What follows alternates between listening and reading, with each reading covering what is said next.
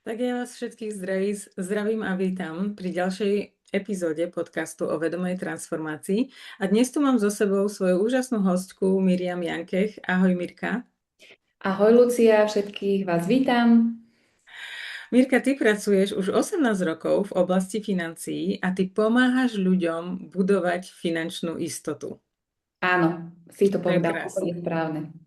To je úplne krásne. Ja sa pamätám, že ty keď si prišla, tak ty si hneď vedela od začiatku, keď si ukončila školu, že toto je presne to, čo chceš robiť. Áno, úplne presne som vedela. Ja som vlastne vyštudovala hotelovú akadémiu a v tom období, keď som začala pracovať, ma oslovili najskôr ako klientku a ponúkli mi zároveň možnosť spolupráce. No a ja som vtedy spravila taký radikálny krok, že áno, ja som svoje zamestnanie ustrihla a začala som sa venovať len finančníctvu. Super. Tebe sa darilo až do určitej chvíle, kedy sa ti prestalo dariť. Eh, Môžeš nám trošku priblížiť, že v podstate čo sa dialo v tvojom živote, hlavne v práci, hej, v profesionálnej oblasti, že sa ti prestalo dariť a toto bol aj ten dôvod, prečo si ma oslovila so spoluprácou. Áno, ja som sa vlastne v určitom období svojho života ocitla na takom rázcestí, kedy som naozaj nevedela, čo so sebou. A moje pocity boli asi také, že um, necítila som stabilitu, pocitovala som aj určitú formu strachu, strachu aj o peniaze zároveň, ale aj strachu, že zostanem sama. Také divné obdobie, naozaj. Mhm. A ty si prišla s tým, že ja keď som sa ťa spýtala, čo sa ti deje, a ty si mi povedala, že ti odchádzajú ľudia z týmu, lebo ty si na manažerskej pozícii a že oni prídu, ty ich vyškolíš, investuješ do nich a oni potom po krátkom čase odídu. No a ty si, lebo proste poznám trošku vašu štruktúru, vy skutočne tam máte podporu zo všetkých strán, takže ty si mala tú podporu, hej, ty si dostávala rady, stratégie, hej, čo robiť, ty si vedela, čo máš robiť, ale aj napriek tomu v podstate sa ti to dialo. A ako hovoríš, že tá podpora bola naozaj z každej strany, naše riaditeľstvo, náš pán riaditeľ si dá naozaj záležať na tom, aby sme mali kvalitné informácie, kvalitné produkty, školenia naozaj zapracovacie sú na vysokej úrovni. Čiže mne hovoria, že ty si hotový človek, že prečo teda tam tí výsledky nie sú také, aké by mali byť. Čiže ja som sa naozaj pozastavila nad tým, že čo a že nechcem viac byť na takomto bode mrázu a že chcem, aby sa veci pohli. Takže v tom období teda som ťa oslovila a teda spolupracujeme. Super, pretože toto je veľmi dôležité, lebo častokrát si veľa ľudí si myslí, že len potrebujú mať správnu stratégiu, vedieť, čo majú robiť, hej, tie najlepšie rady a tak ďalej. Ale čo je veľmi dôležité je, kto sme my. Hej? Ktorá časť nás koná. Hej? Či tá, ktorá sabotuje, limituje, hej, to, čo sa deje, alebo tá naša skutočná autentická časť.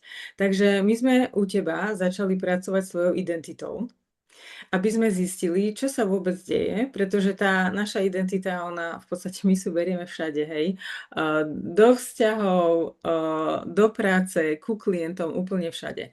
No a ja sa presne pamätám na ten tvoj aha moment, ktorý si mala, keď si prišla na ten úvodný videorozhovor a ja tým, že identifikujem nefunkčné vzorce a programy, tak ja som ti hneď povedala, že toto je to, na tom potrebujeme začať pracovať a ty si úplne, ja som videla, ty si mi povedala, že Lucia, ale ja si myslím, že tam nie je problém. Ja žijem v tom, že to proste funguje. Takže to bolo skutočne veľmi zaujímavé, ako tá jedna časť, hej, tvojho života sa ti premietala a ukazovala ako v podstate nefunkčný pracovný vzťah nejaký a my sme v podstate začali riešiť, hej, a nejak tak prepájať tie jednotlivé tvoje um, životné oblasti, nazvime to tak. pretože keď popracujeme a urobíme zmenu v jednej životnej oblasti, tak sa nám to začne premietať automaticky aj do tej druhej. Áno, áno, áno, ako hovoríš, som sa nad tým zamyslela a skutočne to tak je, že sme sa do toho zahlbili a naozaj, že sa mi tak začali upravovať aj iné oblasti života, keď som sa zamerala na tú jednu, ktorá tam proste nefunguje. Lebo ty si to skutočne tak prijala ako fakt, že si sa na to pozrela, aha, OK, tak toto nefunguje, aj ja som ti to zvedomila a už potom sme začali na tom pracovať. Ja by som u teba chcela takisto spomenúť jednu veľmi dôležitú vec, pretože je to súčasť tvojho príbehu, hej, a plno ľudí, mladých ľudí napríklad nevedia, hej, čo by chceli robiť, čo je to ich poslanie, hej. A tým, že ty si hneď od začiatku vedela, to je toto, čo chceš robiť, to v podstate ty si sa v tom našla, ale to prostredie, v ktorom si bola, v ktorom si vyrastala, veď všetky limitujúce vzorce a programy máme z detstva, čo si budeme hovoriť, tak práve toto veľmi ovplyvnilo tvoju sebahodnotu. Áno, my tým, že sme spolu robili hypnoterapiu, tak sme išli naozaj veľmi hlboko do naozaj do takého veku alebo teda do takého obdobia z môjho života, čo by som ani nepomyslela, že takéto niečo ma vie ovplyvniť. A naozaj to začalo kývať potom všetkým ostatným v tom pozitívnom smere, keď sme teda prišli na koreň veci. Presne tak. A tu aj vysvetlím, že ja stále rada začínam najprv hypnoterapiou, aby sme našli tie vzorce, aby sme ich uvoľnili, odstranili, až potom môžeme úplne prirodzene prejsť k business coachingu, lebo v opačnom prípade tá naša myseľ stále má tendenciu sabotovať niečo, čo jej je neznáme, že? Presne tak. Úžasné. Mirka, prosím ťa, čo sa zmenilo? Lebo ja viem, po 2 mesiacoch tebe sa začalo dariť. Hej. Máš ľudí v tíme, nové príležitosti sa ti otvárajú.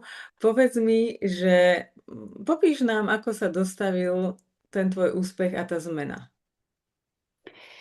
Tým, že my dve sme začali teda spolupracovať a naozaj sa snažím aplikovať tie tvoje alebo naše zvedomené rozhovory do praxe, tak mne začali zrazu hovoriť ľudia áno. Či už, lebo aj predtým som mala stretnutia, nikdy som si nehovorila, že sú zlí tí ľudia, ale vždycky som bola som sa zamerávala na to, že čo ja viem urobiť inak, aby ten výsledok bol iný. No, čiže stretnutia boli, ale výsledok nebol žiadny. Čiže mne zrazu tí ľudia, či už klienti alebo aj kolegovia, počúvajú na spoluprácu a ide to s jednoduchosťou, s ľahkosťou, čo predtým som to vnímala ako veľký nátlak, pretože každý z nás hrá nejakú úlohu a tých úloh je viacero. Či má partnerka, podnikateľka jedno s druhým. A vždy v každej tej oblasti som cítila taký ten nátlak, že nedávala som seba na prvé miesto, dá sa povedať asi tak. No, čiže začali ľudia hovoriť áno, začali sa zlepšovať výsledky, môžem sa pochváliť, vidíte za mňou je taký veľký pohár, je to pohár, ktorý som vlastne dostala za nárast medzikvartálnych výsledkov, čo je veľká prestíž, pretože takýmto nárastom sa nevie pochváliť, hoci kto ten nárast bol 45%. No a mm, takéto odmeny, nie len finančného charakteru, samozrejme, že človek si tu u nás veľmi pekne vie zarobiť, ale pre mňa aj takáto prestíž je ďaleko dôležitejšia. A samozrejme aj peniaze sú dôležité, ale tak toto je niečo neskutočné. Čiže naozaj ten pocit, že to, čo robím, je fajn, je kvalitné a stojí to za to rozhodne. Mhm. Úžasné. Ono sa to dostavilo celkom rýchlo, ten tvoj úspech. A ja viem, že ja som sa ťa spýtala nejak, sme boli asi mesiac od hypnoterapie, či tam ešte máš finančné strachy a ty si mi povedala, že nie, že úplne na pohodu. Áno, ja som fakticky, aby sme sa teda rozumeli so všetkými, ja som aj predtým celkom fajn zarábala.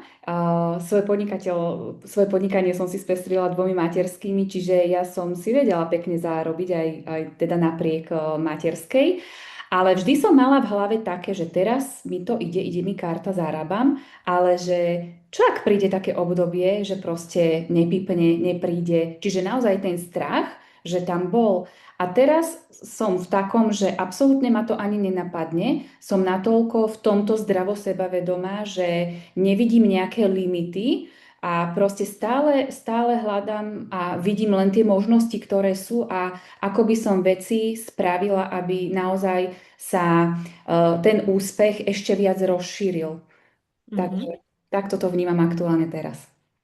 Toto si krásne povedala, pretože ty máš v sebe tú energiu, tú schopnosť aj budovať štruktúru, týmy a tak ďalej. A čo je veľmi dôležité, my stále potrebujeme pracovať na sebe a na svojej mysli a hlavne na kapacite príjmať. Lebo často sa mi v podstate klienti zverujú s tým, že eh, niektorí ľudia, hej, zmenia prácu, sú povýšení, začína sa im dariť a tak ďalej, ale že potom ako keby spadnú, hej. A je to kvôli tomu, že v podstate tam nie je tá kapacita to udržať. Čiže toto sa volá udržateľný leadership, hej, pretože to viac predstavuje väčšiu zodpovednosť, predstavuje to úplne iný štýl, by som povedala, vedenia a hlavne vedenia samej seba. A takisto práca na sebe, lebo my potrebujeme v určitom okamihu viacej začať pracovať na tej svojej mysli, aby sme boli v podstate ako keby spojení s tou našou víziou, ktorú my potrebujeme mať. Hej, a už menej s takými tými operatívnymi vecami, ktoré tam sú. Áno, je tak.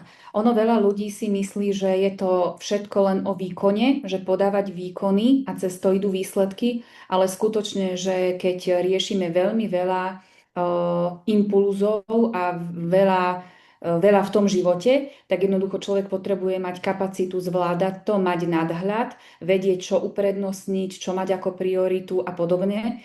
A tým, že aj ja som v sebe pociťovala, že mám len nejakú tú kapacitu a že som bola napríklad v takom, že viem ukočírovať len, dajme tomu, dvoch, troch kolegov, hej, alebo viem ísť len do určitých otáčok s klientami, áno, a že už nezvládnem viac a teraz jednoducho mám tie dvere otvorené a toto absolútne si na to ani nespomeniem, že by som mala nejaký limit. Takže naozaj odporúčam, a to je jedno, či človek začína, alebo je tu dlhšie, alebo je na neviem akej pozícii. Jednoducho, keď chceme byť správnymi lídrami a chceme, aby sme boli inšpiráciou pre ten náš tím, tak jednoducho stále na sebe potrebujeme pracovať a byť o krok vpred, aby sme mali koho inšpirovať. Takže aby sme neboli na bode mrazu s tými našimi ľuďmi v tíme. Mhm, presne tak. A to je hlavne aj o tom vytvoriť im priestor, aby aj oni mohli rásť. Hej, pretože ten tým rastie len do výšky limitujúcich presvedčení o svojho lídra alebo líderky. Takže toto je tiež veľmi dôležité, že ako my rastieme, alebo ty rastieš, tak proste pripravuješ tiež prostredie pre svoj vlastný tým, aby aj oni mohli rásť. Áno, presne tak, pretože tí ľudia to cítia presne tak ako naše deti, že čo sa deje a veľmi rýchlo to vedia prehliadnúť, možno skôr alebo neskôr, ale presne tak, že odstrániť tie limitujúce presvedčenia a jednoducho ísť ďalej za svojimi víziami. Úžasné, skvelé. Mirka, je ešte niečo, s čím by si sa chcela podeliť, čo bol pre teba napríklad taký ten najväčší bod zlomu v našej spolupráci?